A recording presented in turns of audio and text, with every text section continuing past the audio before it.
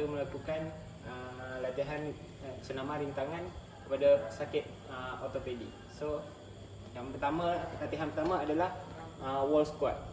So cara melakukan wall squat ni adalah anda perlu cari dinding yang rata, kemudian anda sandar kepada dinding dan pastikan kaki itu buka sama rata. Lepas tu anda duduk sedikit seperti anda melakukan squat. Dan pastikan lutut tidak melebihi ibu jari kaki. So anda boleh buat ni selama 10 saat dan boleh buat repetition selama 5 reps. So untuk otot yang terlibat adalah otot quadricep, hamstring, otot punggung dan otot teras yang menampung keseimbangan.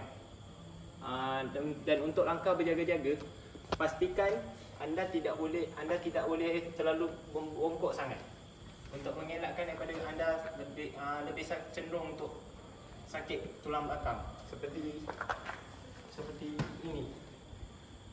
Pastikan anda rapat ke dinding. Jangan terlalu membongkok sangat, dan pastikan juga lutut tidak melebihi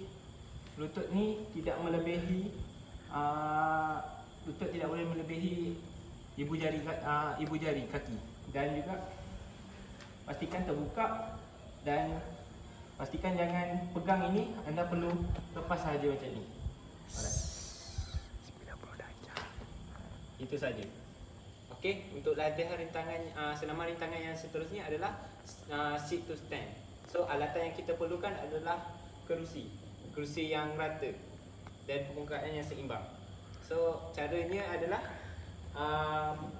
anda perlu berdiri, kemudian duduk secara perlahan-lahan dan lutut ini tidak boleh melebihi daripada bahagian bahagian ujung jari. Kemudian bangun, buat sebanyak 10 kali. Seperti ini, slow bangun.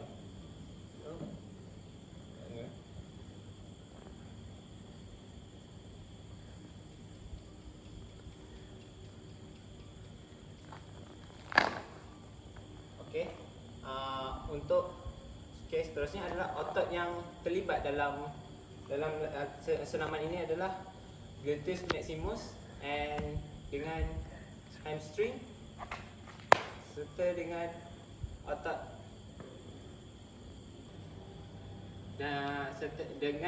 quadricep. So untuk langkah keselamatan, anda perlu mencari kerusi yang rata dan kerusi yang tidak keras, yang tidak lembut. So dan juga permukaan ni pastikan rata dan tiada berlekuk-lekuk. Dan anda juga langkah keselamatan yang seterusnya, anda tidak boleh buat secara laju ataupun duduk secara mengejut seperti ini. Anda perlu buat secara perlahan-lahan seperti ini. Pastikan bahagian badan anda rata, berdiri tegak. Jangan bongkok dan jangan tegak sangat seperti ini. Pastikan seperti biasa sahaja. Okey, itu saja. Okey, untuk senaman rintangan seterusnya adalah standing calf rise. So antara otot yang terlibat adalah otot gastrocnemius and soleus.